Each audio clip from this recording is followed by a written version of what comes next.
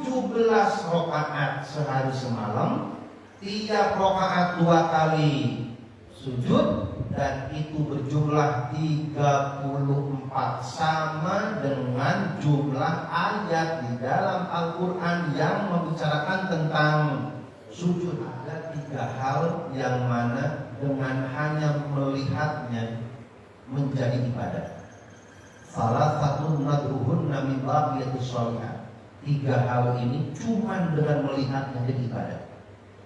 Melihat doang, pakai biaya nggak kalau melihat? Murah, cuma melihat doang, tapi jadi ibadah. 1, nadrul Quran. Hanya dengan melihatnya, apalagi ongkosnya kada mahal ini mah. Apa? Nadrul Ka'bah, melihat Ka'bah. Ka'bah yang mana Pak Ustaz? Poster itu, poster. Ka'bah yang di situ, yang di Mekah, yang di Masjidil Haram, mata yang memandang langsung Ka'bah diaminkan doanya oleh Jibril tidak akan tersentuh api neraka. Lebih istimewa. Melihat Quran berpahala, melihat Ka'bah berpahala. Yang ketiga istimewa, nadrul walidain, melihat memandang kedua orang tua. Terus lagi 2 slide terakhir bikin saya nangis, Ustaz.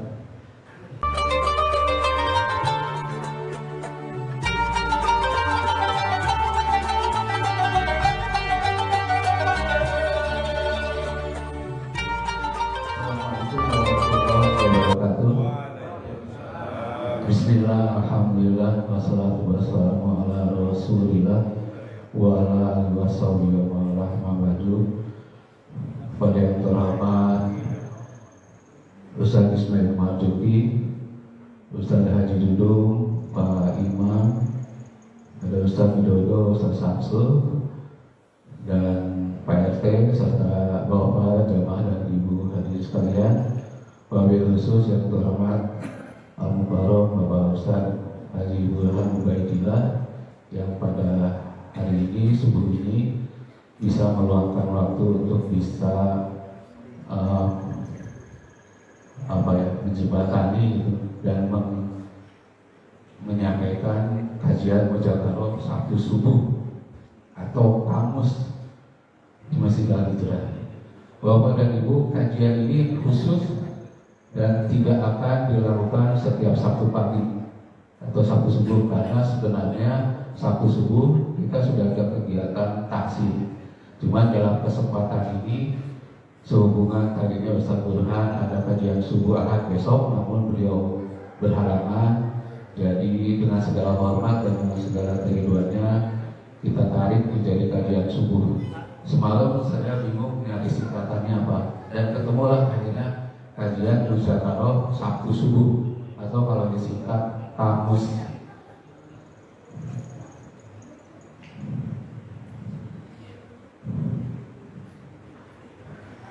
Baik, untuk membersihkan waktu, sebentar.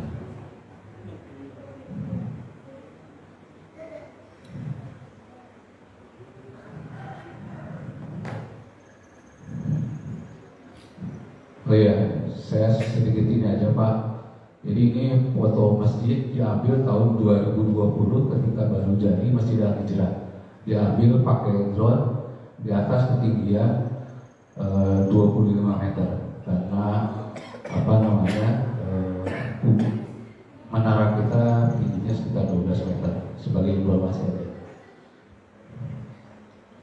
Baik Bapak dan Ibu, barangkali mungkin nanti detailnya akan sampaikan Ustaz Burhan. Jadi saya coba menyampaikan menurut keyakinan saya. Jadi dalam prinsip belajar ini sebenarnya yang pertama, kita ada gambar berangkas, jadi storage ini. Mudah-mudahan di kajian ini kita menyimpan dulu segala masalah atau segala keruwetan yang ada di kehidupan kita sehari-hari untuk bisa nanti melakukan fokus dan eksplor Ustaz Burhan Ubaidillah. Jadi prinsipnya belajar, storage, simpan semua kerutan sehingga kita bisa clear untuk bisa fokus dan explore.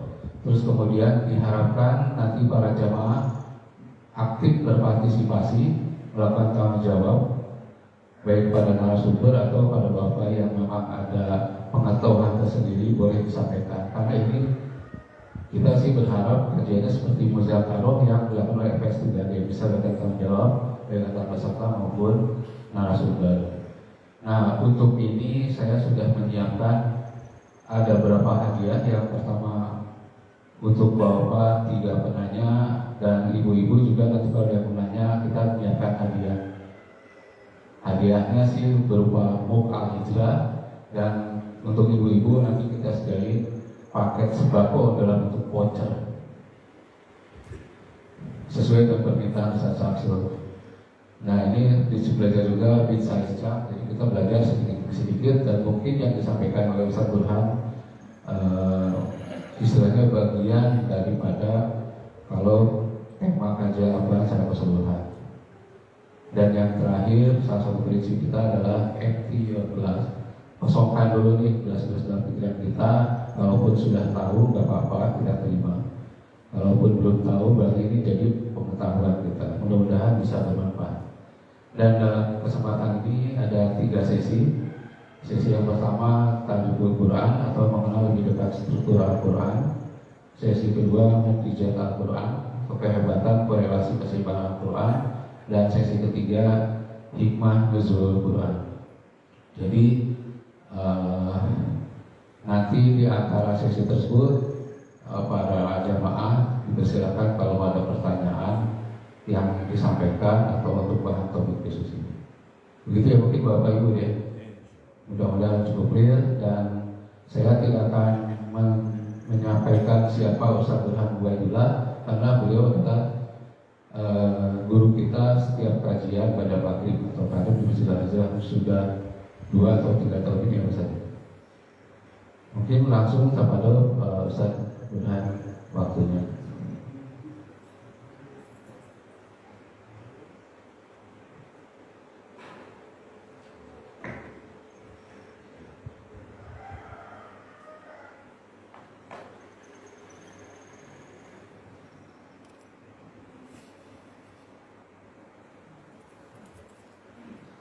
Assalamualaikum warahmatullahi wabarakatuh.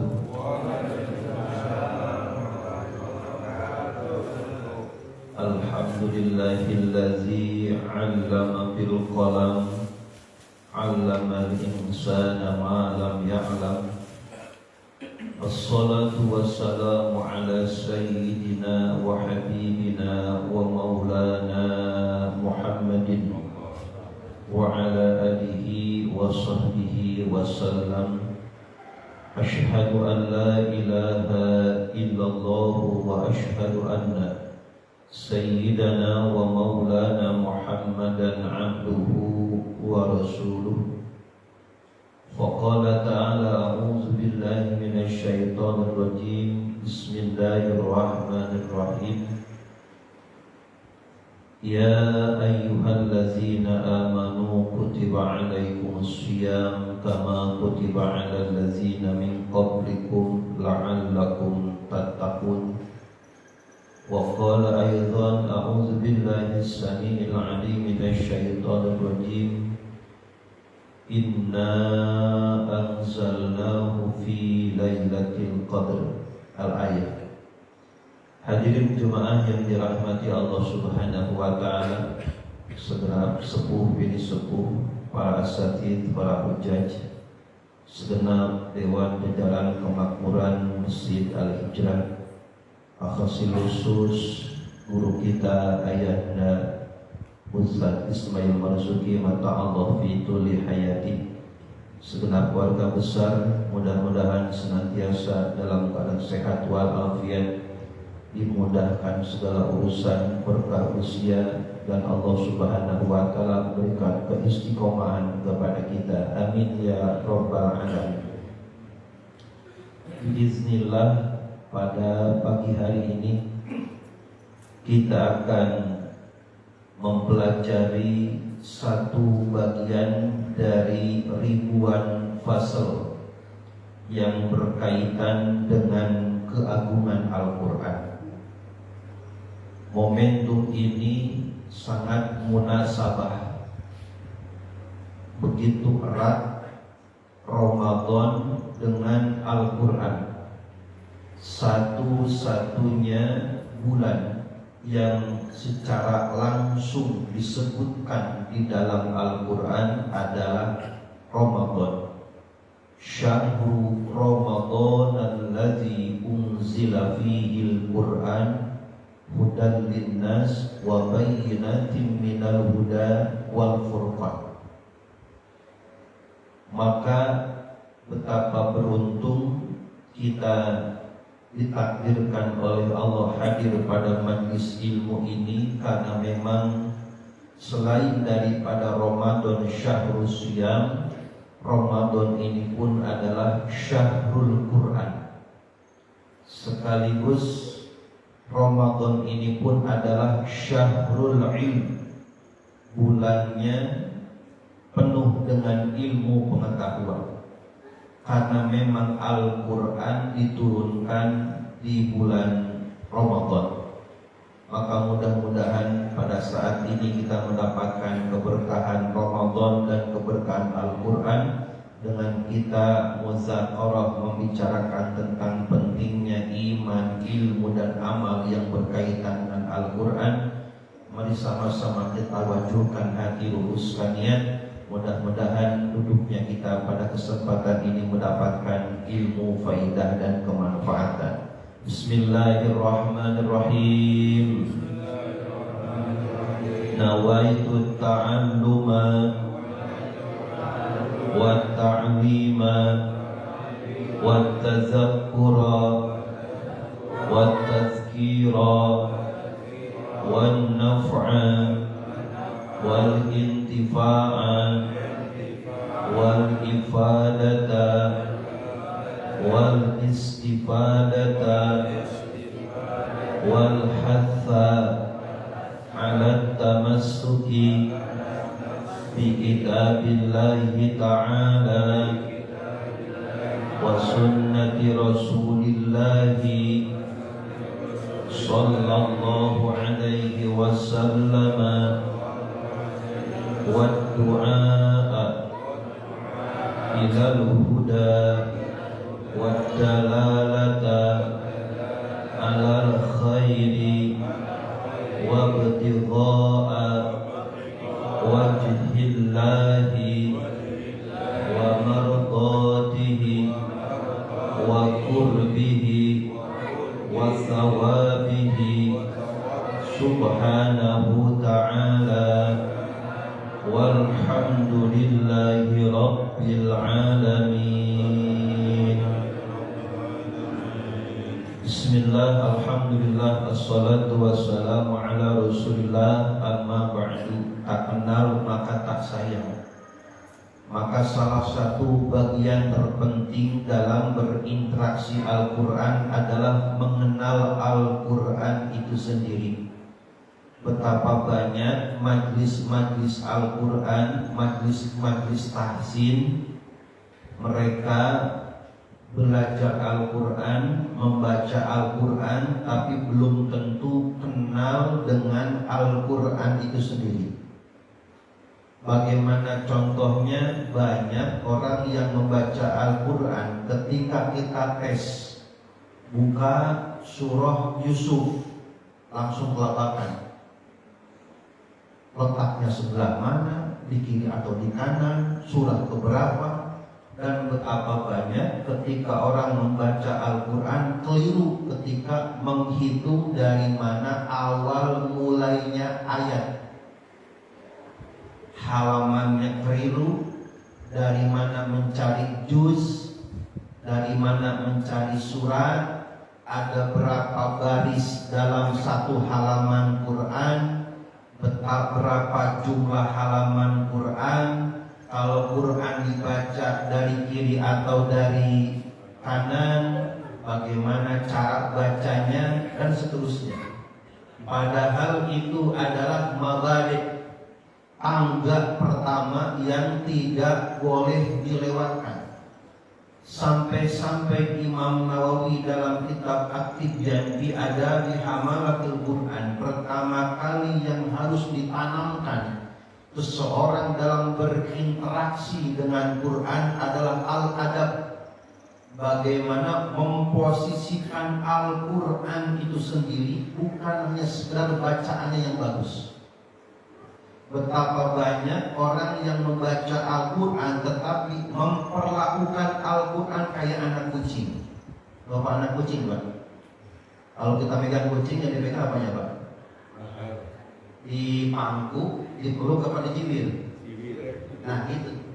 Betapa banyak orang yang membaca Al-Quran tapi Quran dijinjing, seakan-akan bawa anak kucing. Dan ketika meletakkan Al-Quran itu mempersamakan Quran dengan buku dan majalah. Padahal Quran adalah kitabullah, kitab yang suci. Sesuatu yang suci masa sok disamakan dengan buku majalah yang lain. Sampai-sampai para ulama begitu pentingnya bagaimana seorang mengenal Al-Quran, maka bisa menjadi sebuah parameter barometer seseorang mengenal atau tidaknya atas Al-Quran, bagaimana memperlakukan Quran itu sendiri. Sampai-sampai para ulama dalam adab berinteraksi dengan Al-Quran, bila mana Al-Quran, simpan Al-Quran ditumpukan paling tinggi. Buku yang lain sehebat apapun bukunya, semahal apapun bukunya, di bawah Quran. Quran harus paling tinggi. Maka kita bisa melihat bagaimana orang mengenal, menghargai Al-Quran dari cara meletakkan sudah kelihatan, dari cara memegangnya pun kelihatan, dari cara bagi memperlakukannya pun kelihatan. Kita ingat bagaimana orang tua dulu kalau megang Quran, Pak, disimpan di mana Qurannya? Disimpan di dada, disimpan di dada. Sebelum duduk, pertanyaannya, kita duduk dulu atau Quran dulu turun? Kita duduk dulu, Quran masih di atas. Kita duduk, Quran masih di dada. Bukan Quran dulu turun, kita masih berdiri. Seperti itu bagian memperlakukan Al-Quran. Duduk dulu, baru Al-Quran turun.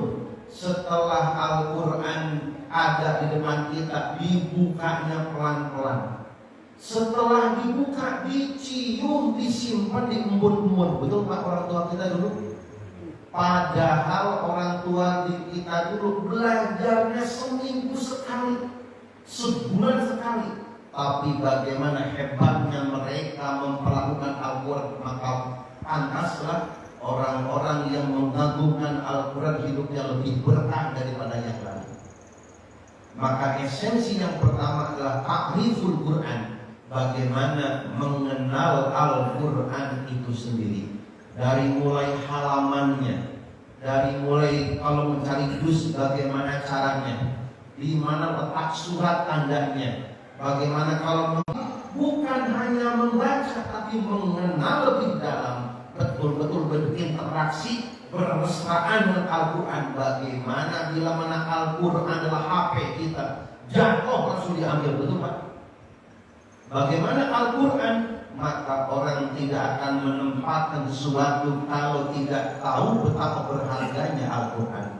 Maka esensi yang pertama adalah ta'riful Quran, mengenal lebih dekat detail struktur daripada Al-Quran. Yang pertama, Al-Quran terdapat beberapa nama. Para ulama ahli tafsir ada yang menyebutkannya Al-Quran, ada yang menyebutkannya Al-Furqan, ada menyebutkan Al-Huda, Asy-Syifa, An-Nur dan sebagainya. Sampai-sampai para ulama menemukan sekitar 40 penamaan daripada Al-Quran. Salah satu tadi ayat yang dibacakan oleh guru kita ketika salat, wa nunazzilu minal Qur'ani ma huwa syifa di antara penamaan Al-Quran adalah asyifah, tambah obat. Obat buat apa? Obat segala penyakit problematika kehidupan. Barang siapa orang yang menjauhi Quran, siap-siap akan bermasalah. Tetapi orang bila selesai permasalahan, pegang Al-Quran, baca Quran, maka Al-Quran akan menjadi tambah dalam kehidupannya. Maka yang kedua adalah jumlah surat. Sepakat para ulama, ahli tafsir dan ulama ahli qiraat, jumlah daripada surah Al-Quran 114 surat. Jumlah juznya 30 juz, diawali dengan juz Al-Baqarah, diakhiri dengan juz apa tadi Pak? Juz 30 namanya terkenal apa? Juz Amma. Maka ada 114 surat, ada 30 juz, ada 60 hizib. Hizib itu apa? Satu juz dibagi dua. Ada hizib nisfu. Selain hizib, nanti ada juga yang kalau kita baca itu ain ruku. Nah, itu adalah itu. Nah, jumlah hizibnya ada 60 hizib. Juznya ada 30 juz. Biasanya hizib ini dipakai untuk orang-orang yang menghafal Quran. Biasanya kalau orang-orang yang menghafal Quran, mereka punya makro, batasan bacaan. Jadi satu juz dibagi dua. Jadi hizib itu seperti zikirnya, zikir amalannya yang menghafal Quran, mereka menakal per hizib. Jadi satu juz dibagi dua, satu nisfu. Selanjutnya jumlah ayat menurut penelitian penghitungan sahabat Abdullah bin Abbas, jumlah ayat Al-Quran 6.236 ayat. Walaupun dari mulai kecil kita diketahui informasinya bahwa Al-Quran jumlahnya ayat 6.666 ayat, itu pun ada riwayat para ulama yang menyebutkan jumlahnya 6666. Tapi berdasarkan riwayat maksur, berdasarkan sahabat Rasul yang mana diaminkan dan didoakan oleh baginda Rasul yang mulia, Allahumma faqihhu fid-din wa 'allimhu bit-ta'wil. Ya Allah, berikan pemahaman agama dan bukakan cakrawala rahasia Quran kepadanya. Itu adalah keluarga Rasul sendiri, sepupunya Rasul, putra daripada Sayyid Abdullah bin Abbas adalah Abdullah bin Abbas. Paman Rasul namanya Abbas, ada Hamzah. Nah, putra daripada Rasul Abbas ini namanya Abdullah bin Abbas, wafat dimakamkan di kota Taif. Selanjutnya, selain daripada jumlah ayat, jumlah kalimat. Nah, kalau bisa Bapak di rumah antara dihitung. Jumlah kalimat Al-Quran adalah 77.937 kalimat. Percaya nggak Pak? Percaya nggak? Supaya cepat. Kalau Bapak bersedia itu sendiri. Jumlah kalimatnya 77.937 kalimat. Jumlah hurufnya, nah ini coba hitung. Gak usah Quran, iseng-iseng Al-Fatihah itu nggak boleh itu hurufnya.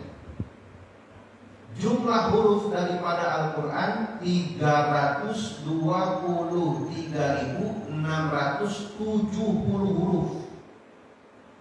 Ada yang lebih banyak lagi. Apa jumlah titik? Nah, coba. Sampai para ulama kita mah tinggal menikmati Pak. Tinggal menikmati informasi ini, gak usah ngitung. Siapa itu para ulama menghabiskan waktunya, menghabiskan tenaganya, kudu melek, nahan tidur, ngitung hurufnya, ngitung kalimatnya, ngitung titiknya. Iseng-iseng dah. Surat paling pendek apa Pak? Paling pendek suratnya Al-Kautsar. Itu kan titiknya berapa? Itu kalimatnya berapa? Ini satu Al-Quran 30 juz dihitung oleh para ulama. Kenapa kok dihitung? Capek-capek Pak Ustaz. Semakin cinta, semakin penasaran ingin tahu di detail kepada Al-Quran. Sampai-sampai para ulama bukan menghafal saja, bukan membaca, interaksinya sampai ke titik terdalam, santannya diperas, termasuk titik Al-Quran diketahui 1.015.030 titik dalam Al-Quran. Dan Al-Quran standar cetakan dari Pakan Madinah atau disebut dengan Quran pojok, itu jumlah halamannya ada 604 halaman. Kayaknya baru sekarang tahu ini ya. Betul Pak? Ini informasi hasil jerih payah para ulama. Kita mah tinggal menikmati. Oh ternyata sebegitu dalamnya para ulama mencintai Quran. Dan informasi ini gak diumpetin, disebar ke kita supaya kita tahu. Supaya apa? Semakin umat ini sudah usia pada pendek, bacanya ala kadarnya, tetapi tidak menjauh mendalam mengenal daripada Al-Quran. Maka dengan kita mengetahui dari struktur daripada Al-Quran ini, mudah-mudahan menjadi syafaat kelak di hari kiamat. Amin ya rabbal. Yang selanjutnya, selain daripada berkaitan dengan penamaan, jumlah ayat, jumlah juz, jumlah izin, jumlah kalimat dan sebagainya, bagian ta'riful Quran yang kedua adalah kategori surat. Di dalam Al-Quran yang 30 juz itu dibagi dua kategori surat. Ada surat Makkiyah, ada surat Madaniyah. Jumlah surat Makkiyah 86 surat. Jumlah surat Madaniyah 28 surat. 86 tambah 28 jumlahnya 114. Surat Makkiyah apa Pak Ustaz? Surat Makkiyah adalah surat ataupun wahyu yang diturunkan oleh Allah melalui malaikat Jibril sebelum Nabi hijrah ke kota Madinah. Patokannya qoblal hijrah, sebelum hijrah. Maka walaupun Nabi tidak di kota Mekah menerimanya, akan tetapi belum terjadi peristiwa hijrah, disebut dengan surah Makkiyah. Yang kedua surah Madaniyah adalah surat-surat yang diturunkan Nabi setelah hijrah, walau Nabi menerimanya tidak di kota Madinah. Contohnya mana Pak Ustaz? Makkiyah, Madaniyah. Kalau ayat-ayat Makkiyah bersifat umum, ya ayyuhan nas.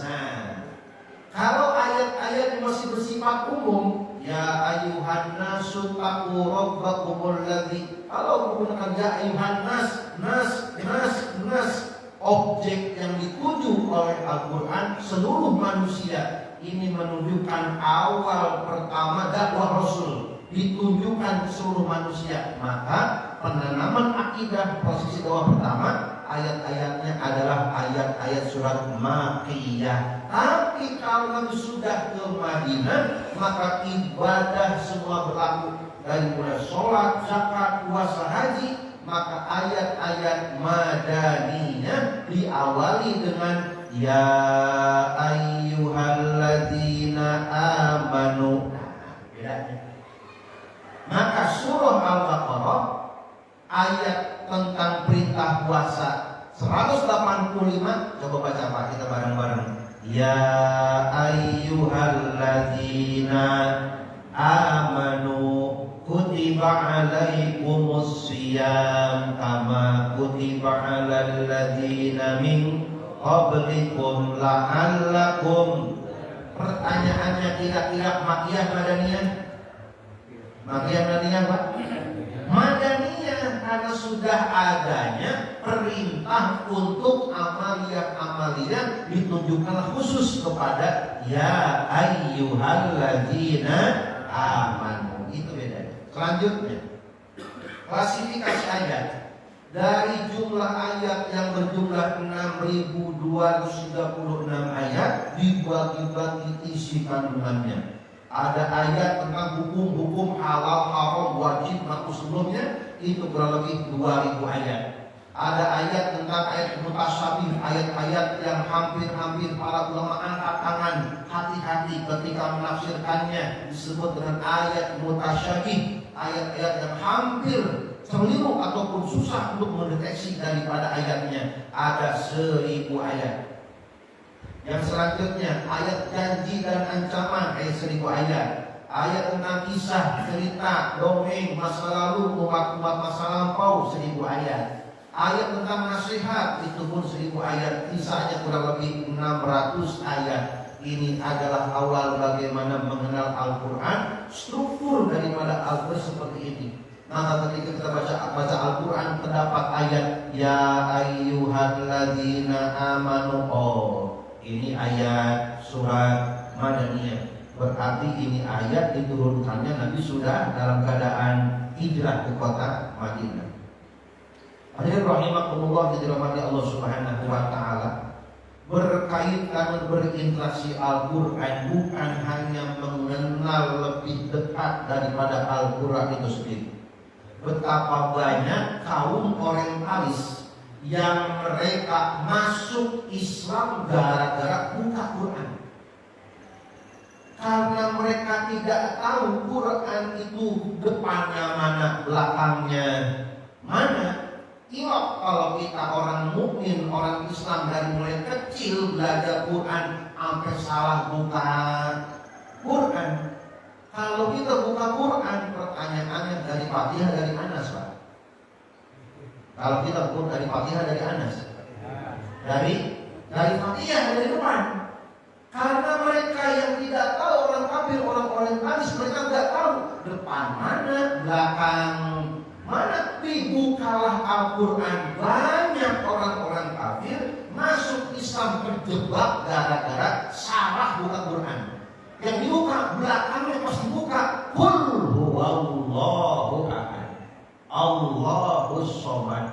Maka Al-Quran dibuka dari manapun akan menunjukkan keistimewaannya. Dari Fatihah oke, istimewa. Dari belakang oke, tengah apalagi oke. Wal yatalaqaf wala yushiruna bikum ahada. Dari segi manapun Al-Quran seperti hanya mutiara, dikasih sinar maka akan bersinar. Dari sudut manapun Al-Quran maka menunjukkan keistimewaannya. Maka berinteraksi Al-Quran, satu, bisa dengan taklim, mempelajari Al-Quran. Khairukum man ta'allamal Qur'ana wa 'allama. Sebaik-baiknya kalian adalah orang yang berinteraksi dengan Quran dengan cara mempelajarinya, mempelajari bagaimana menempatkannya, bagaimana menghormatinya, bagaimana membawanya, termasuk bagaimana cara membacanya. Maka ada majlis tajwid, majlis tahsin, sebagian daripada interaksi dengan Quran dengan mempelajari Al-Quran. Yang kedua, dengan qiraah, dibacanya. Rasul berkata, kullu harfin minal Quran barokah.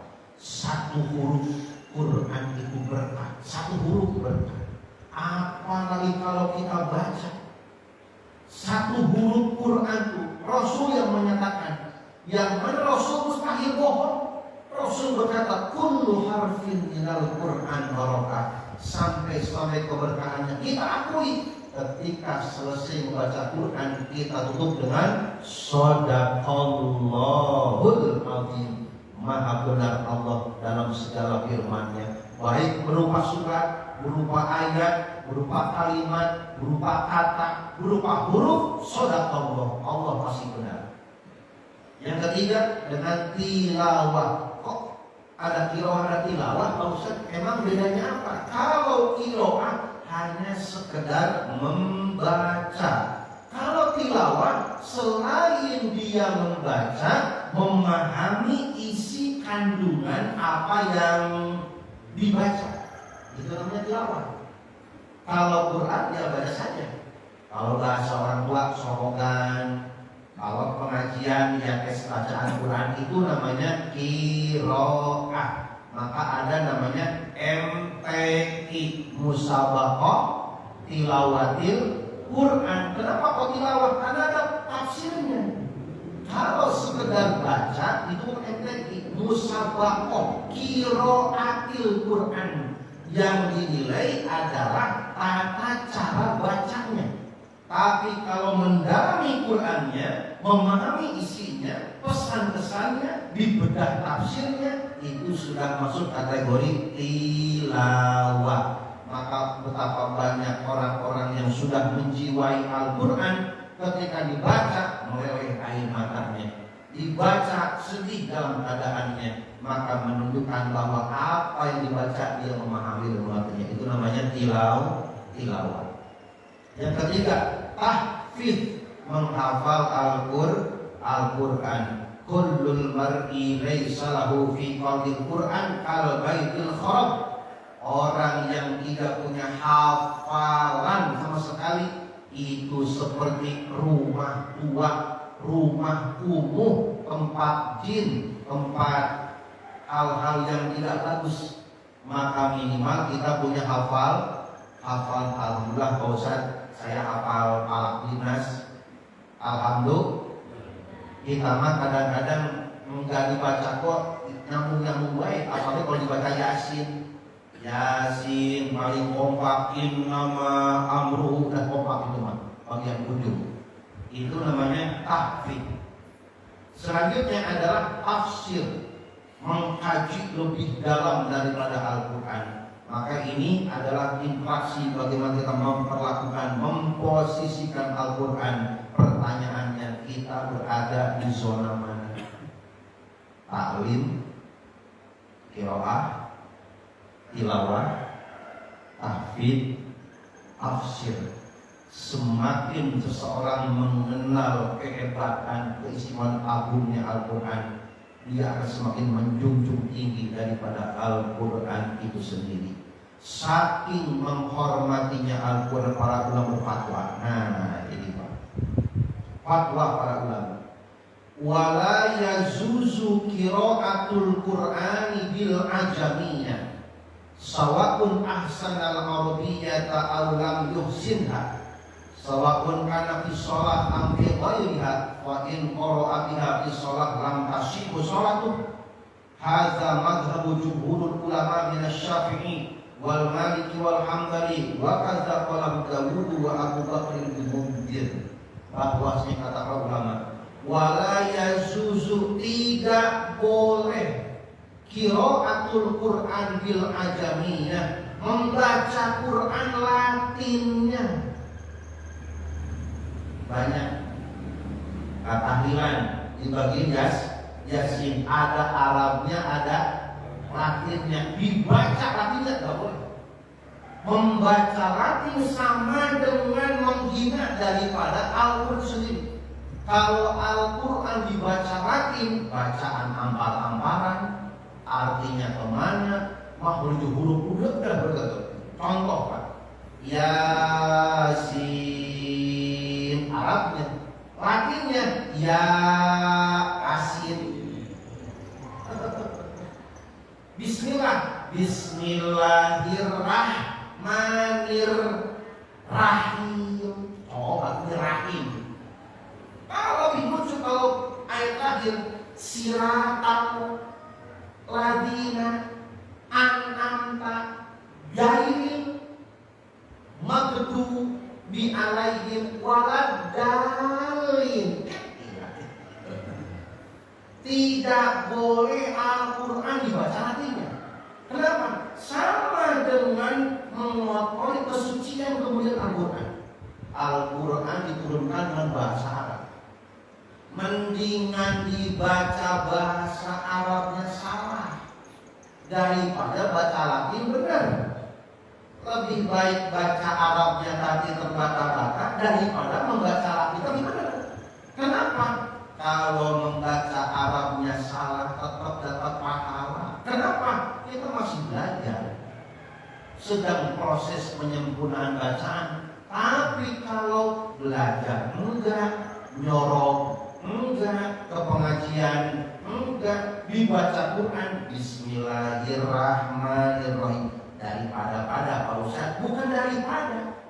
Salah satu kesempurnaan iman kepada kitabullah adalah memposisikan Al-Quran semurni-murninya sebagai mukjizat baginda Rasul Muhammad sallallahu alaihi wasallam. Maka tidak boleh Al-Quran dibaca Latin. Buat belajar Pak Ustaz, jangan dari situ belajarnya. Kalau belajar harus ada gurunya, harus ada sumbernya. Tidak boleh agama dipelajari autodidak, bahaya. Kalau autodidak itu nanti baca Quran dibaca Latinnya, maka otomatis ayatnya kemana, maknanya kemana, makhluk hurufnya berantakan, sifat hurufnya tidak sesuai konsisten. Maka ini sama merendahkan daripada esensi Al-Quran itu sendiri. Contoh, bila mana Al-Quran dibaca dengan Latin, seharusnya Al-Haq wasfil halqi, makhrajnya dua, ain hak, alhamdu, segala puji bagi Allah. Kalau pakai hak kecil. Tapi kalau baca Latin pakai hak, alhamdu, segala kehancuran bagi Allah. Geser dikit antara hak dengan hak. Itulah bahayanya kalau Al-Quran dibaca dengan Latin. Maka man lam yaqrib bi syai' waqa'a alaihi. Orang yang tidak bersumpahnya kepada Quran, tidak pernah dan tidak mengajar Al-Quran, jangan simpan di lantai. Kadang-kadang kita PR kita juga Pak. Bagaimana PR-nya Pak Ustaz? Tahlilan, pengajian. Setelah beres baca Yasinnya amal-amalan. Sudah Yasinnya berantakan, dilengkahi, kadang-kadang ketumpah sama kaki. Padahal baru dibaca Yasinnya. Setelah dibaca Yasin ditumbuk di bawah, dilengkahin sebagainya. Padahal itu barusan dibaca. Langsung rapihin, simpen fi makanil murtafi, simpen tempat yang atas sebagai bentuk bagaimana kita mencintai daripada Al-Quran. Man lam yaqrib bi syai' waqa'a alaihi. Orang yang tidak tahu sesuatu pasti besar peluang akan jatuh pada kesalahan. Bapak Ibu yang dirahmati Allah Subhanahu wa taala, selanjutnya Al-Quran itu apa Pak Ustaz? Kalamullah al-munazzal, firman Allah Subhanahu wa taala yang diturunkan kepada baginda Rasul Muhammad sallallahu alaihi wasallam biwasitati Jibril, melalui pelantara malaikat Jibril, mukjizatan sebagai mukjizat yang mana al-muta'abbadu bitilawatihi, akan bernilai ibadah jika dibacanya. Hadirin rahimakumullah yang dirahmati Allah Subhanahu wa taala, inilah sesi pertama kita yang berkaitan dengan ta'riful Quran. Lebih jauh kita mengenal Al-Quran itu sendiri, di mana kita ketahui bahwa ada 4 kitab yang wajib diketahui: kitab Taurat, Zabur, Injil. Kitab Taurat turunkan kepada Nabi Musa, Zabur kepada Nabi Daud, Injil kepada Nabi Isa, Al-Qur'an kepada baginda Rasul Muhammad SAW. Selain Al-Quran ada namanya suhuf, lembar suci yang dicantumkan kepada Nabi Sis, Nabi Musa dan Nabi Ibrahim. Fi suhufi Ibrahim wa Musa. Baik, ini sesi pertama berkaitan dengan mengenal lebih dekat daripada Al-Quran. Sebelum dilanjutkan, bila mana ada yang dipertanyakan atau berdebas, dipersilakan. Pada Bapak dan jamaah silakan Pak Bulan bertanya. Dari Pak Ustaz Ruki, Pak Hadi duduk sama Ustaz Jendral. Kita langsung 3 pertanyaan ya Pak Ustaz. Tafadhol.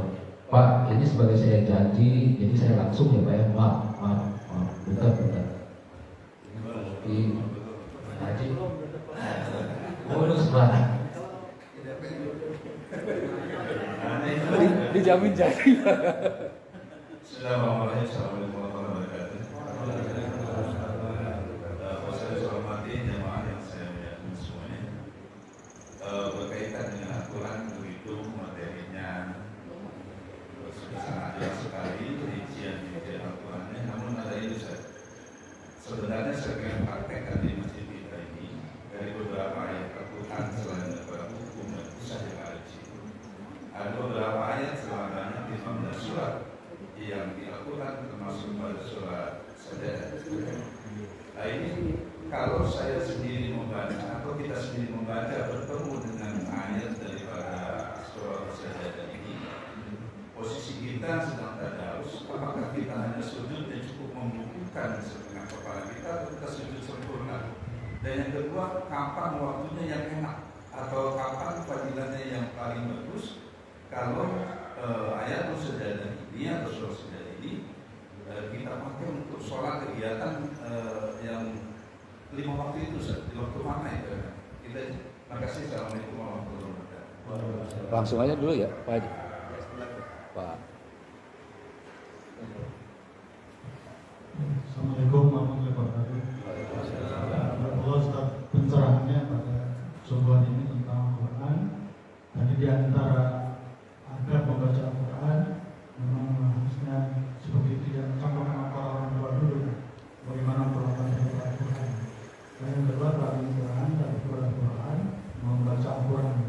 Nah ini ada survei terakhir tahun 2025 yang dirilis oleh Kementerian Agama, hasil penelitian dari Institut Ilmu Al-Quran, bahwasannya masyarakat Indonesia yang rata dan kemampuan belum bisa membaca Al-Quran itu 65%. Ini data terbaru dari bulan Maret.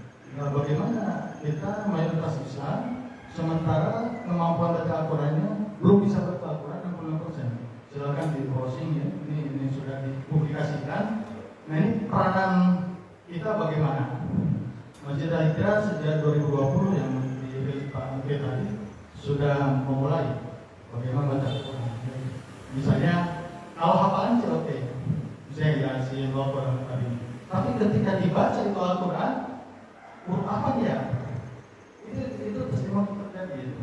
Nah itu mungkin bagian cerminan, apalagi membaca dengan baik dan benar yang disebut dengan program tahsin.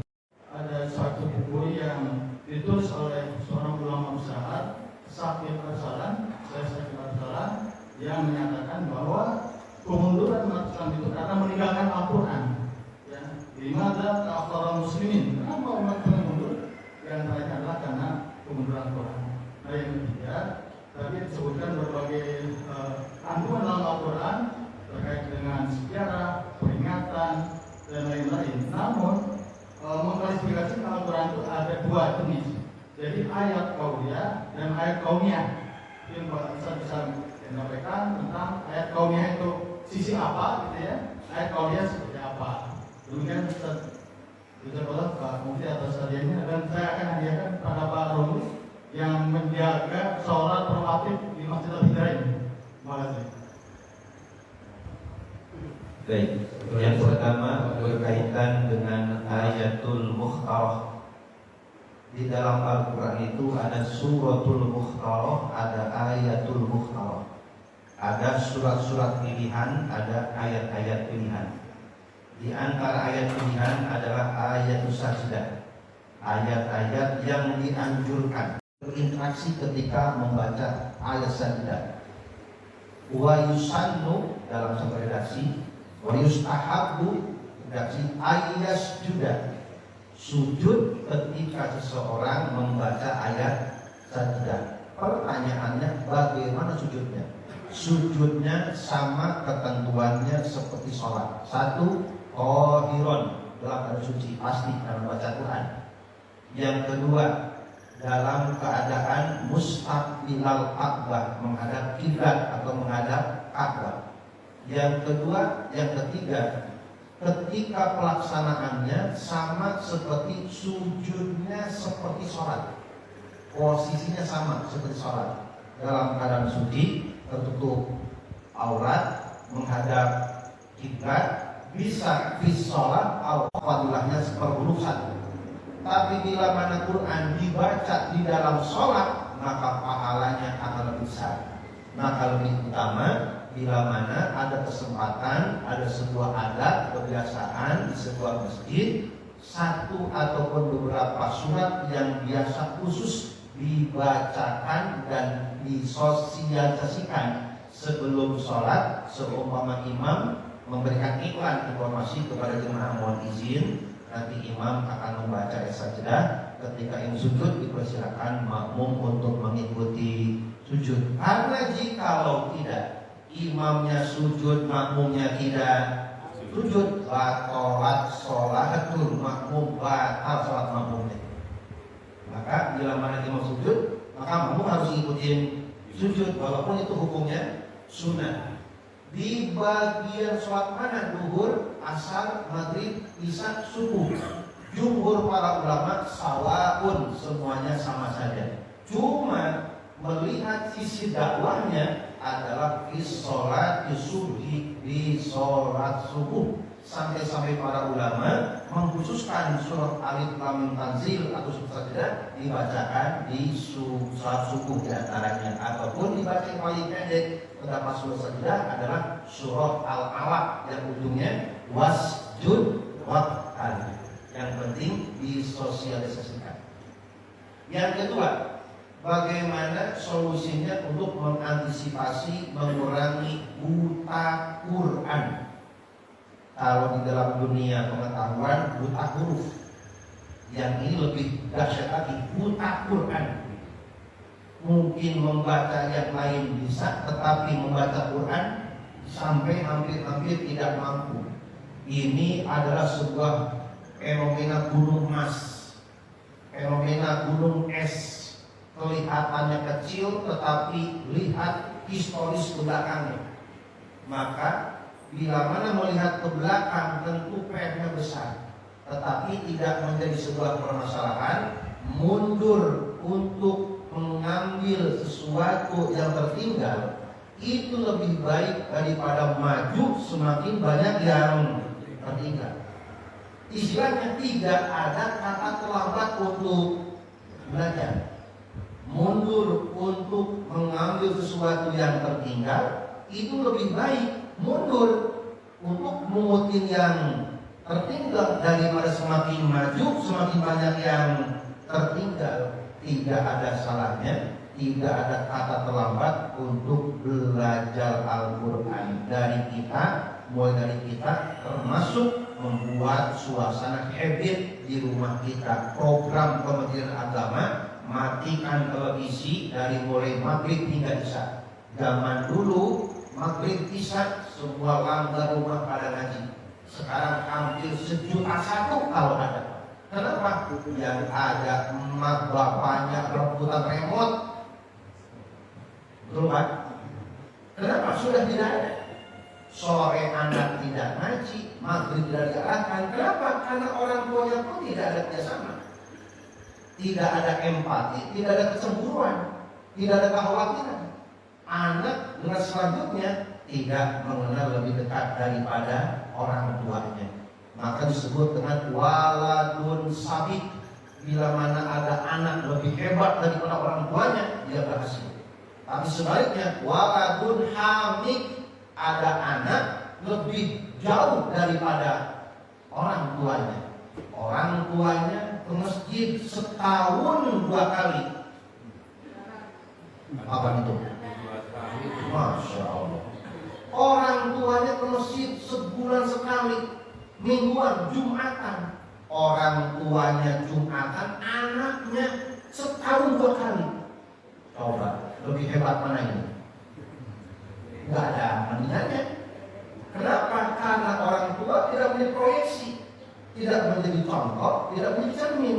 Maka salah satu dakwah Nabi adalah menggunakan metode persuasif, menggunakan contoh. maka ekor tidak ikut kepala kalau kepala tidak bergerak. Dimulai dari orang tuanya juga. Selanjutnya Bapak Ibu yang dirahmati Allah Subhanahu wa taala, di dalam Al-Qur'an ini betul secara tartibun nuzul, turun temurunnya Al-Qur'an, di awal dikatakan Al-Qur'an ini dibahas, dibedah di sudut mana apapun akan memancarkan cahaya rahasia. Kenapa secara disiplin surat yang pertama kali turunnya Al-Alaq, tapi dalam realitanya surah Fatihah? Karena penetapan urutan tartibus suwar bukan karena request sahabat, bukan settingan Nabi. Kalau ngikutin settingan ya sesuai urutan. Yang mana duluan datang, yang mana ambil duluan. Tetapi ini adalah kekuasaan ketentuan Allah Subhanahu wa taala untuk meminimalisir bahwa Al-Qur'an bukan ciptaan Muhammad. Wa ma 'allamnahu syi'ra wa ma yanbaghi lah. Tidak ada campur tangan Muhammad tentang masalah Al-Qur'an. Maka ijma para ulama tafsir, tartibus suwar itu berdasarkan tauqifi, berdasarkan ketentuan dari Allah Subhanahu wa taala, bukan nabi yang nyusun, bukan sahabat yang nyusun, tetapi ketentuan dari Allah. Boleh jadi turun pertama kali Al-Alaq, tapi ketika disusun yang pertama adalah surah Al-Fatihah. Kok Al-Fatihah Pak Ustaz? Apa istimewanya Al-Fatihah? Nah ini lagi-lagi kaidah dalam tafsir. Dalam tafsir selalu disebutkan sesuatu yang datangnya belakangan disimpan di depan, dia adalah sesuatu yang istimewa. Saya ulangi, sesuatu yang datangnya belakangan tapi disimpan di depan itu adalah sesuatu yang istimewa. Fatihah itu datangnya belakangan tapi disimpan karena semua intisari Al-Qur'an ada di dalam Al-Fatihah. La sholata liman lam yaqra bi Fatihatil Kitab. Sehingga hebatnya Fatihah, orang sholat 1000 rakaat nggak bakal sah kalau nggak baca Fatihah, nggak baca Yasin sah, nggak baca Qul sah, nggak baca Falaq bin sah. Tapi kalau sholat 1 rakaat saja nggak baca Fatihah, batalat sholat tubuh. Menunjukkan bahwa sistematis agama termasuk Al-Quran tidak ada campur tangan makhluk, termasuk baginda Rasul Muhammad Sallallahu Alaihi Wasallam. Ini sebagian daripada tanda-tanda ayat kauniyah. Ada ayat Qur'aniyah, ada ayat kauniyah. Kalau ayat Qur'aniyah, datanya tadi terdapat 30 juz, 114 surat, 604 halaman, 6.236 ayat. Itu namanya ayat Qur'aniyah, termaktub, tertadbir, terkonifasikan dalam Al-Quran. Zabur, Taurat, Injil itu adalah kalamullah al-munazzal, termasuk intisari daripada semua kutub, daripada Taurat, Injil, Zabur. Saripatinya ada di dalam Al-Quran. Saripati Al-Quran yang 30 juz ada di dalam surah Al-Fatihah. Saripati surah Al-Fatihah ada di dalam lafaz Bismillahirrahmanirrahim. Disebutkan dalam kitab Al-Burhan daripada kitab Az-Zarkashi jilid pertama. Baik, selanjutnya. Sebentar. Saja, sebentar. Ya. Bismillahirrahmanirrahim. Assalamualaikum warahmatullahi wabarakatuh. Saya mewakili dari pertanyaan ibu-ibu di dalam memuliakan Al-Quran yang sebagaimana sudah disampaikan oleh Pak Ustadz. Ibu-ibu kan sering bawa Al-Quran di tas ya Ustadz ya. Nah kemudian tasnya itu dikepit gitu. Nah itu gimana hukumnya Ustaz? Biar ibu-ibu semuanya pada paham. Insya Allah ada perubahan itu Ustaz. Terima kasih. Assalamualaikum warahmatullahi wabarakatuh. Waalaikumsalam warahmatullahi wabarakatuh. Memposisikan sesuatu menunjukkan betapa dia paham atas istimewa ataupun tidaknya. Menempatkan sesuatu itu adalah cara pandang bagaimana menilai sesuatu. Ibu kalau punya emas disimpannya di depan rumah atau di lemari karena harganya mahal. Al-Quran lebih mahal daripada semua itu. Maka citra seorang hamba yang beriman mutlak dalam kondisi apapun, Quran di atas segalanya. Termasuk ketika membawa Al-Quran pun lebih utama hindari ada unsur-unsur istihza. Apa istihza? Menyelewengkan, menganggap sepele, meremehkan dan sebagainya. Termasuk seumpama, mohon maaf, di tasnya ada Quran, ada makanan. Umpamanya ada Quran itu umpamanya ini umpamanya rakibnya masuk, Yasinnya masuk, Maulidnya masuk, lontong lempergo. Kalau disamakan dengan Quran jauh langit dan bumi. Maka kalau bisa Al-Quran dipisahkan, khusus jangan dicampur adukan.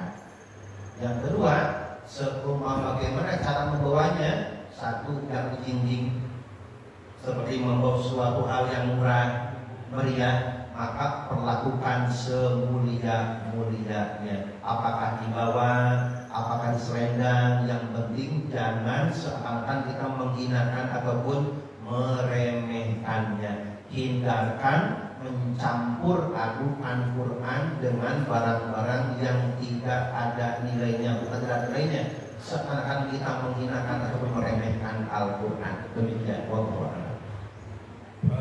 Terima kasih. Apakah akan dilanjut dengan langsung sesi kedua? Ibu ada yang bertanya? Saya boleh bertanya? Oh, lanjut dulu. Bu, boleh lanjut dulu ya, Bu ya? Yang penting saya udah catat Ibu Koyati ya, siap. Untuk semakin kita mendalami mengenal kehebatan Al-Quran, ini salah satu contoh kemukjizatan Al-Quran. Betapa hebatnya koordinat daripada Al-Quran ini. Satu, berkaitan dengan ayat-ayat sujud. Di dalam sholat ada gerakan namanya sujud. Ternyata di dalam Al-Quran disebutkan tadi namanya ada ayat sajdah. Maka ada ayat-ayat yang lafaznya ada lafaz sujud. Disebut ayat-ayat sujud. Rahasia ayat sujud berdasarkan koordinat kemukjizatan Al-Quran. Inilah keseimbangan Al-Quran sebelumnya. Al-Quran ini koordinat keseimbangannya begitu istimewa. Contoh, ini adalah salah satu data. Kita lihat bahwa contoh lafaz al-hayat dan maut, kehidupan dan kematian, itu kedua-duanya sama. Lafaz al-hayat 4 kali dalam Al-Quran, lafaz al-maut 4 kali. Hidup dan mati seimbang. Contoh ada di dalam surah Al-Mulk, huwallazi khalaqal mauta wal hayata. Ada lafaz hidup, ada lafaz mati. Artinya hidup dalam keseimbangan. Bila mana ada yang hidup, pasti ada yang mati. Bila mana ada yang mati, pasti ada yang menunjukkan siklus kehidupan datang dan pergi. Bila mana ada yang datang, pasti ada yang.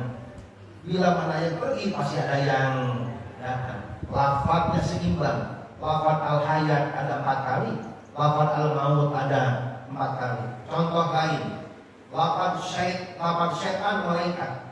Lafaz syaitan malaikat terulang 85 kali.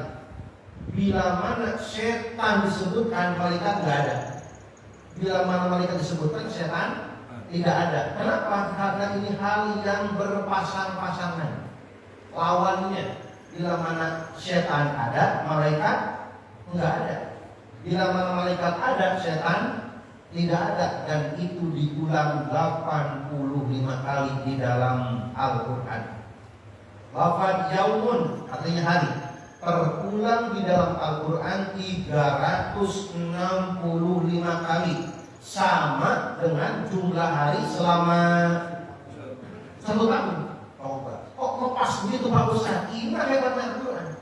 Lafaz yaum artinya hari, terulang di dalam Al-Quran 365 kali, sama dengan jumlahnya hari dalam 1 tahun. Dan lebih hebatnya lagi, lafaz sujud, nah jangan kita bongkar. Lafaz sujud itu terulang 34 kali. Ada apa dengan angka 34? Kita bongkar. Hadirin rahimakumullah. Jika kita membedah Al-Quran, maka kita akan menemukan lafaz sujud ditunjukkan atau dilakukan oleh mereka yang berakal disebutkan 34 kali. 34 kali penyebutan lafaz sujud dalam Al-Quran itu pelakunya adalah orang yang berakal. Artinya kalau orang sehat, kalau orang berakal ya sujud. Karena sujud ini 34 kali disebutkan dalam Al-Quran, pelakunya adalah orang makhluk yang berakal, artinya manusia yang merasa punya akal yang kudu sujud. Dan hanya 2 ayat di dalam Quran yang sujudnya dilakukan oleh yang tidak berakal. Mana contohnya? Dari 34 kali ini korelasinya dengan sholat 5 waktu, zuhur, asar, maghrib, isya, subuh. 5 waktu. 5 waktu ini jumlahnya 17 rakaat. Betul Pak? Setiap rakaat berapa kali sujud? 2. Berarti 17 kali berapa hasilnya? Nah, dulu kita buktiin dulu. Ayat sujud mana yang 34 itu Pak Ustaz? Nah ini.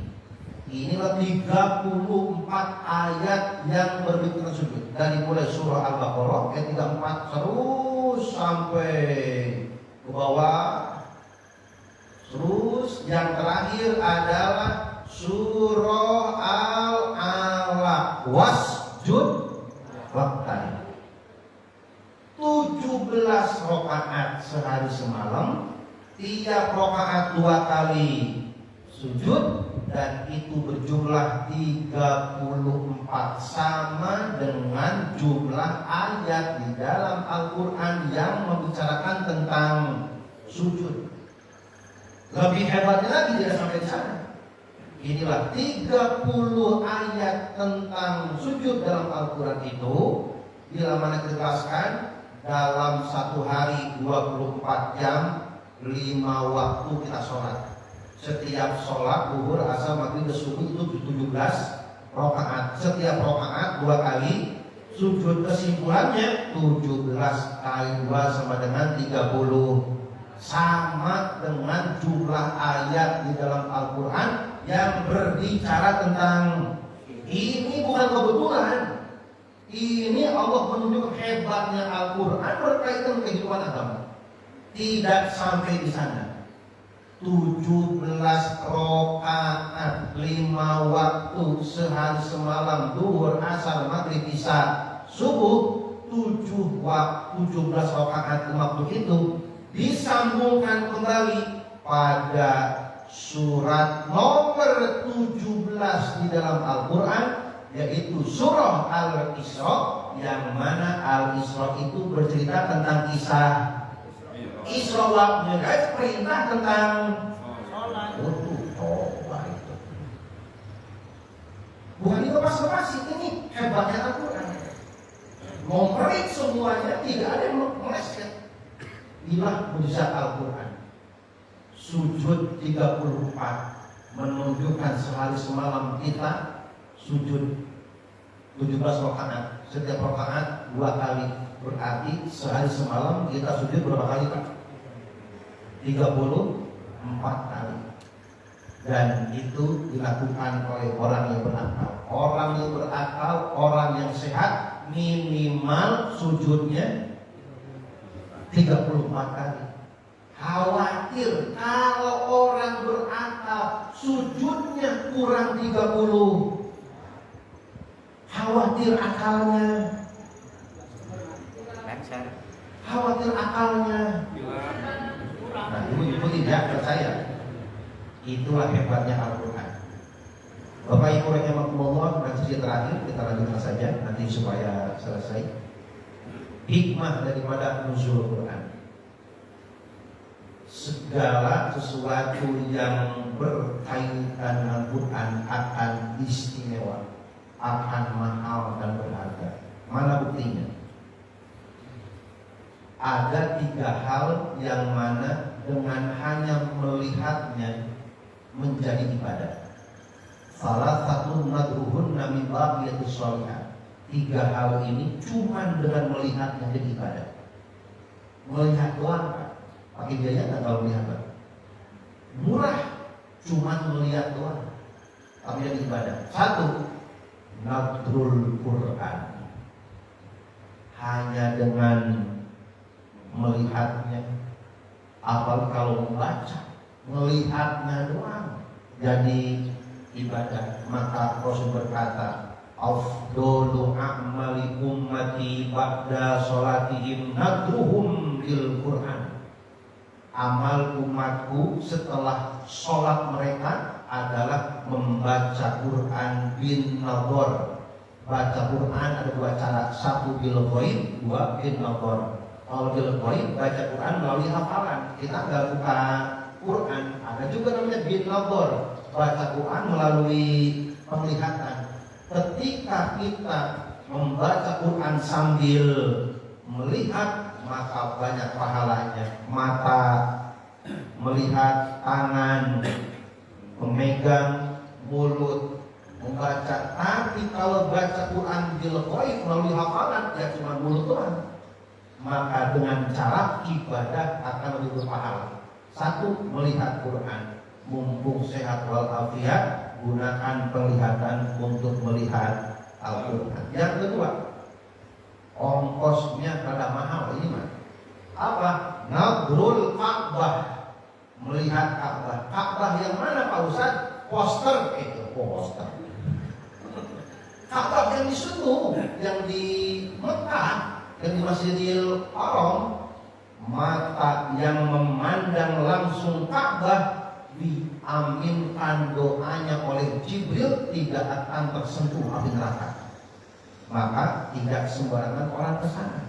Yang ke sana diundang oleh Allah, bukan karena banyak duit, bukan karena badannya sehat. Banyak orang yang sehat tapi nggak nyampe ke sana. Banyak orang yang duitnya banyak tapi nggak nyampe ke sana. Kenapa? Undangannya khusus, matanya khusus, Allah redho. Maka tugas bila mana yang ke sana gampang. 1, mantesin. Apa Pak? Mantesin, tinggal mantesin aja. Sudah pantas, sudah layak apa enggak kita disampaikan ke sana. Kenapa? Orang yang ke sana orang-orang bukan orang-orang biasa. Yang ketiga lebih istimewa. Melihat Quran berpahala, melihat Ka'bah berpahala.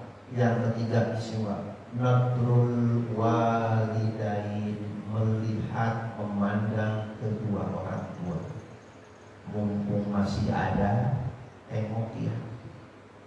Mumpung masih ada, datangin. Mumpung masih ada, melihatnya aja pahala. Ngedatanginnya aja berpahala. Mumpung masih ada. Kalau udah jadi pusara, jadi nisan, cinta yang terberat bukan karena jarak, bukan karena waktu, tapi yang dicintai namanya udah nempel di lisan, baru keras. Bukan karena jarak. Kalau jarak bisa kejaran, kalau waktu bisa dikejar, tapi kalau yang dicintai namanya sudah nempel di batu lisan, mau jadi kemana? Maka makrul walidain, melihat, memandang orang tua itu pahala yang besar. Yang lebih hebat bukan cuma melihat, teng-tengin, transfer 10 juta.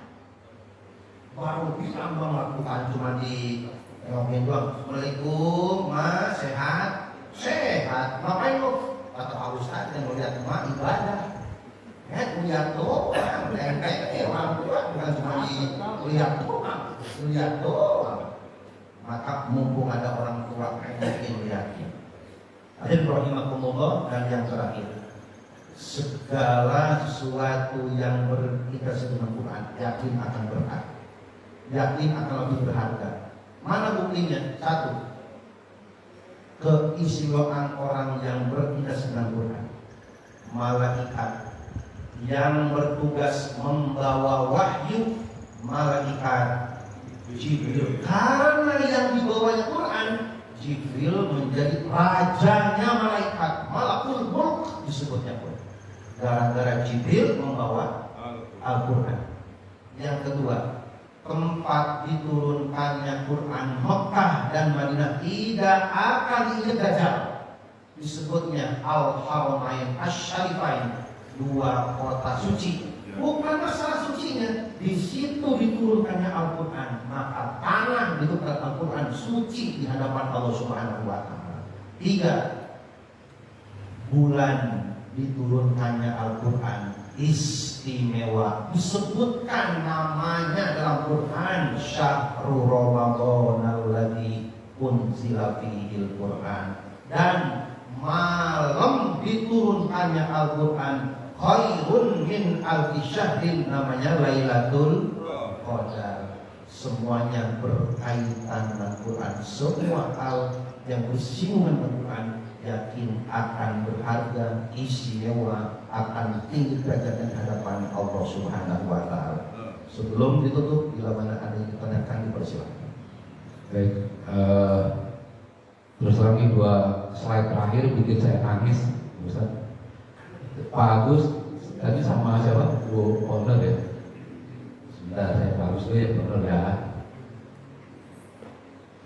Saya langsung. Ya, Assalamualaikum warahmatullahi wabarakatuh. Terkait tentang adab melihat atau membawa Al-Quran. Sekarang ini kan teknologi sudah berkembang sehingga Al-Quran itu ada di HP.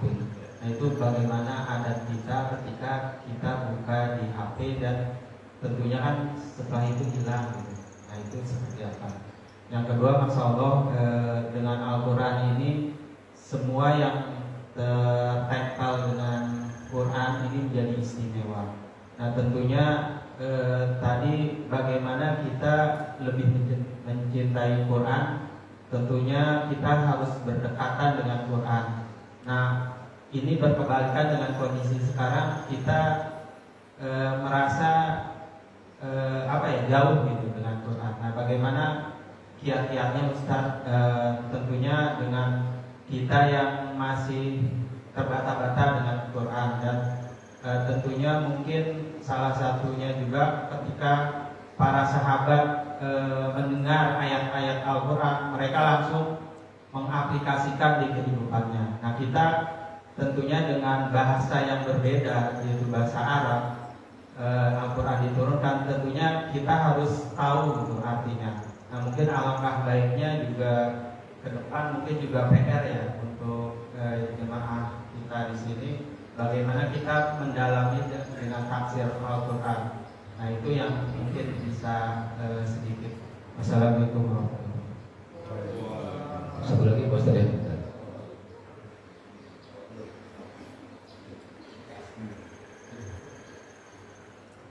Assalamualaikum warahmatullahi wabarakatuh.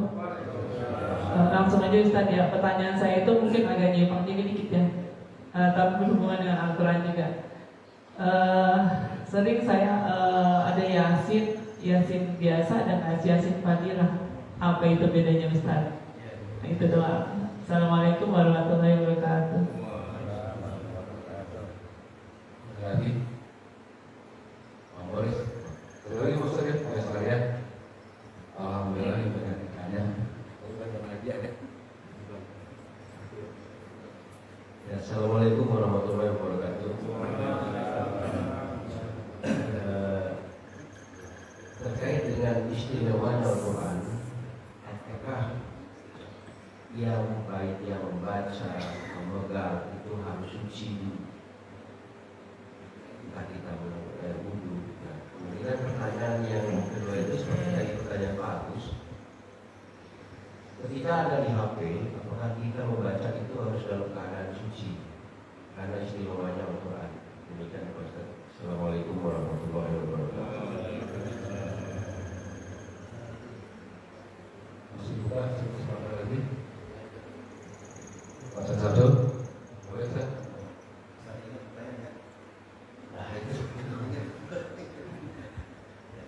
Saya langsung tes lah. Akhirnya gue udah habis.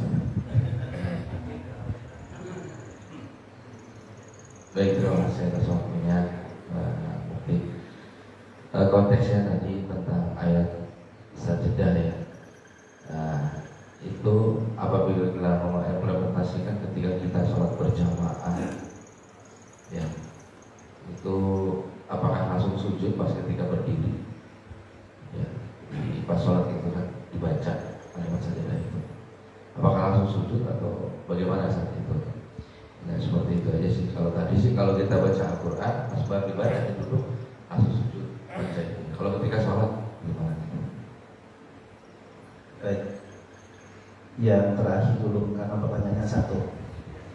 Bagaimana sikap ketika seseorang membaca ayat Sajdah posisi sedang sholat? Satu, selesaikan ayat yang dibaca sampai ke ujung, baru sujud.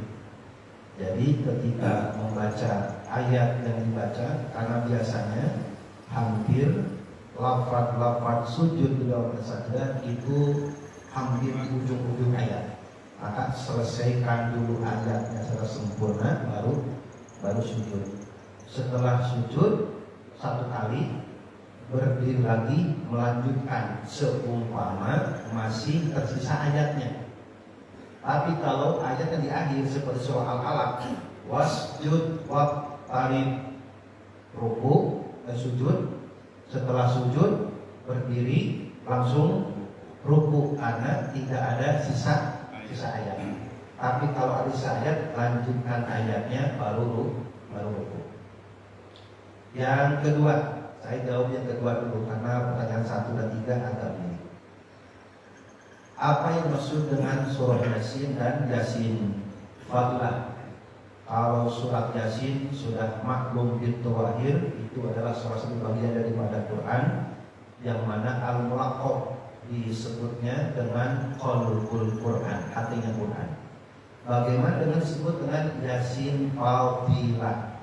Yasin Fadilah itu adalah kombinasi antara surah Yasin dengan zikir munajat yang disisipkan di beberapa ayat di antara surah Yasin. Yang maksud dan tujuannya para ulama menyusun ada makosid, maksud tertentu pada ayat yang diulang-ulangnya. Tidak semua ayat, hanya ayat-ayat tertentu. Pertanyaannya, bolehkah mengamalkan Yasin Fadilah? Pertanyaannya tidak ada larangan. Tidak ada larangan. Yang penting cara membacanya kita yakin bahwa ini Yasin, ini bukan Yasin. Jangan kita mengatakan Yasin Fadilah sama dengan surat Yasin. Yasin ya. Yasin, kalau Yasin mutlak itu adalah kalamullah, yang mana turunnya itu qat'iyul wurud, pasti kebenarannya. Selain daripada Quran, dhanniyul wurud, keberadaan maknanya mempelajari Al-Quran dan tidak akan sama ketika membaca Yasin Fadilah. Kita yakini mana yang Yasinnya, mana yang selain Yasinnya, dan yang tak kalah penting menjaga adab dan menjaga innamal a'malu binniyat. Yang pertama berkaitan bagaimana kita berinteraksi dengan aplikasi Al-Quran. Menurut para ulama bahwa Al-Quran yang berada di aplikasi itu tidak termasuk Mushaf Quran, hanya aplikasi. Karena penampakannya itu berupa cahaya, tidak berupa zatiyah. Kalau zatiyah kan lembaran. Akan tetapi adab memegang Quran yang real itu sama dengan adab membuka Quran di aplikasi. Walaupun bentuknya berbeda, ketentuannya berbeda, tetapi adabnya sama. Ketika membaca Al-Quran biasa dianjurkan pakai wudu, itu pun sama. Ketika membuka pun maka harus dianjurkan dalam keadaan wudu. Dan seumpama ada aplikasi Al-Quran di sana, ya mohon maaf, jangan ada hal-hal di dalam handphone yang berlawanan dengan isi kandungan Al-Quran. Takutnya aplikasi Quran ada, aplikasi pinjol ada. Ada namanya impian itu. Aplikasi Quran ada, aplikasi pinjol ada. Coba itu gimana urusannya? Quran ada, pinjol ada. Kan tidak relevan itu. Maka konsekuensinya kalau kita mau install Al-Quran, lihat dulu isinya apa HP kita. Kalau sekira-kira isi HP-nya macam-macam, mendingan jangan diinstal. Khawatir tidak bisa menjaga kemuliaan Al-Quran. Yang kedua, hati-hati walaupun itu aplikasi, ada konsekuensi. Kalau dibaca WC bagaimana?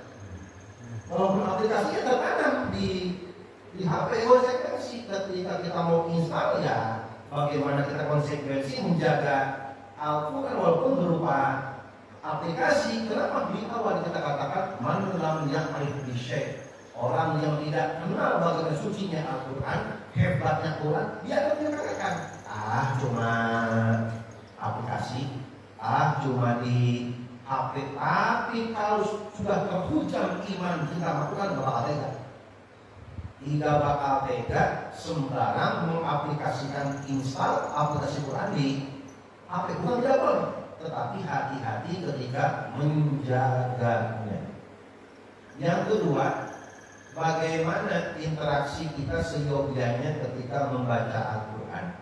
Sepakat para ulama ketika seseorang membaca Al-Quran tidak diwajibkan untuk berwudu, tetapi yang paling afdol wa ayyakuna tahiran, dalam keadaan suci dari hadas kecil maupun hadas besar. Maka perempuan yang ada dalam keadaan haid, junub, nifas tidak diperkenankan membaca Al-Quran. Bukan tidak dilarang, tangannya enggak kotor, badannya enggak najis, tapi dia memiliki hadas. Maka dalam rangka menghormati Al-Quran, jangan terlebih dahulu berinteraksi dengan Al-Quran. Dan yang terakhir, ini yang tak kalah penting, yang sering saya sampaikan di berbagai majelis kalau berkaitan dengan Al-Quran. Al-akhdu bidawa'il kalam, al-akhdu al-aslu minal kufr. Ini kaidah ulama tafsir dalam tafsir Sawi. Tafsir Sawi adalah salah satu salah daripada tafsir Jalalain. Dia mengatakan al-akhdu bidawa'il kalam, al-aslu minal kufr. Mengambil, memaknai Al-Quran secara mentah-mentah, ditafsirkan melalui redaksional, hanya lafadznya, karena banyak setara, mohon maaf, bukan tidak bagus. Ada beberapa pengajian yang notabene basicnya Al-Quran, dibaca Qurannya, gurunya langsung menafsirkan melalui lafadznya. Itu bukan tidak baik, tapi adanya tidak begitu. Al-akhdu bidawahil kalam al-aslu minal kufri. menafsirkan mentah-mentah langsung daripada lafadznya Al-Quran, itu adalah biang asal mula kekufuran. Hati-hati ketika Al-Quran. Maka bila mana kita dengan Al-Quran, mau membedah Al-Quran, terutama dalam tafsirnya, buka tafsirnya. Tafsir Jalalain, Ibnu Katsir, sebagainya. Minimal ada muqabalah apa isi pesan-pesan. Jangan langsung baca Quran, terjemahnya baca langsung. Jadi tafsirnya begini, Masya Allah. Dan itu sekarang banyak metode begitu. Yang dibacanya Quran, itu langsung ditafsirkan. Itu khawatir bila mana menafsirkan hanya menggunakan redaksional, hanya tekstual, khawatir bila mana menafsirkan hanya bermodalkan teks, tergelincir dalam kekufuran. Contoh, kalau menemukan ayat tasawuf tadi, contoh ayatnya Ar-Rahmanu 'alal arsyistawa. Berjemaah, ayat ini maksudnya bahwa Allah bersemayam di aras. Masya Allah, selesai dan tutup itu. Salah dan menjurumuskan jemaah dalam kekufuran. Itu namanya mujasimah. Seperti hanya Allah dipersonifikasikan seperti makhluk. Allah butuh tempat, Allah memiliki zat, dan itu bahaya. Kenapa? Karena modal tafsirnya hanya terjemahan doang, hanya tekstual doang. Kalau mau bedah Al-Quran, maka bedah melalui penafsiran para ulama. Jangan sampai hanya membedah Quran hanya dari kulit teks lafaznya saja, dan itu berbahaya. Sampai-sampai para ulama mengatakan al-akhdhu bi tawahidil kalam al-aslu minal kufri. Hati-hati bila mana ada majlis umpamanya buka Quran, terjemah langsung ditafsirkan tanpa penafsirannya tanpa bersumber dari tafsir mana, berbahaya.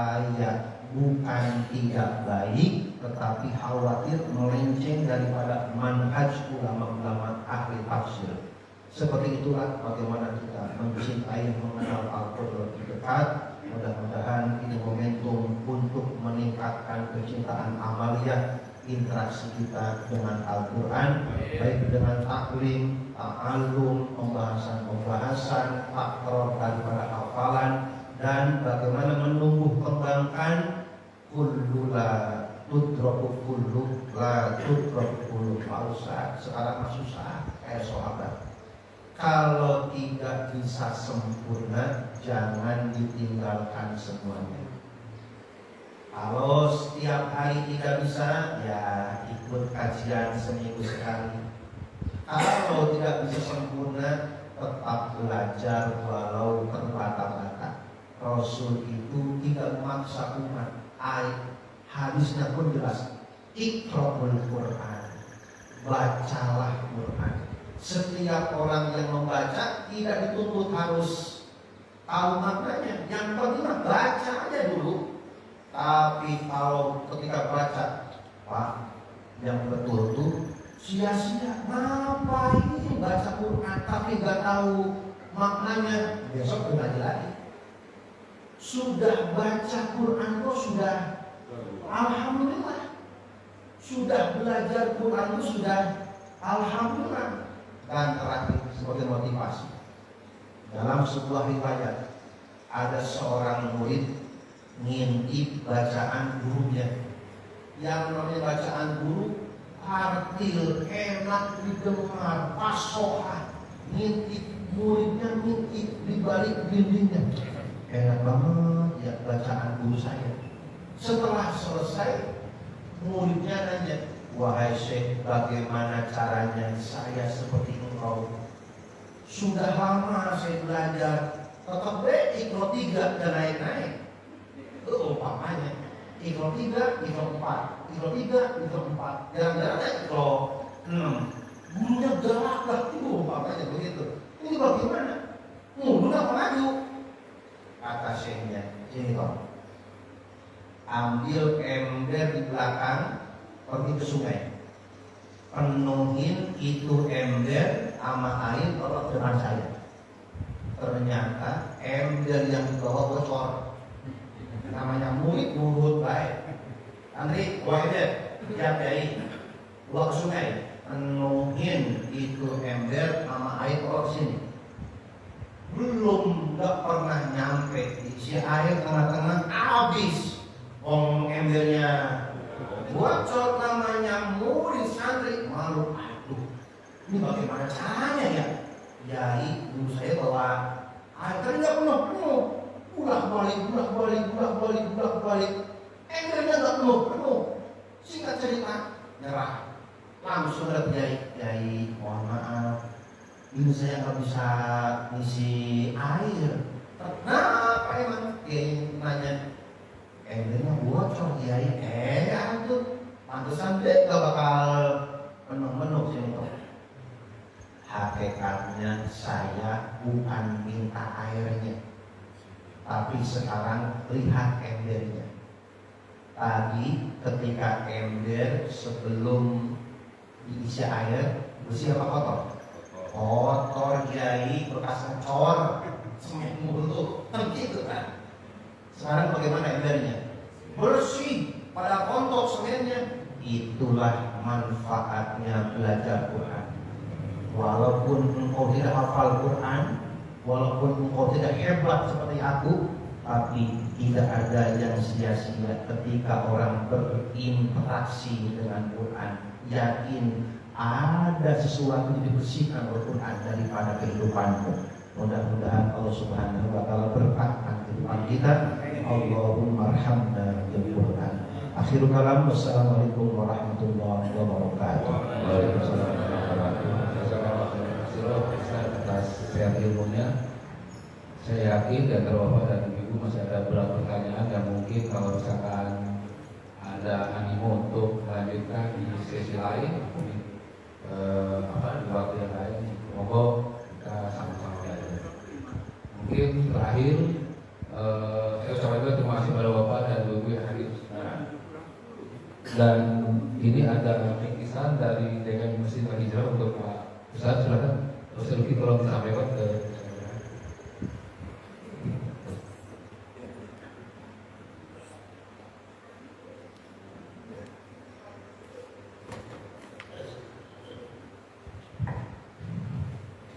ya. Tadi kajian ini live di Facebook. Nanti saya share ini. Mudah-mudahan ya.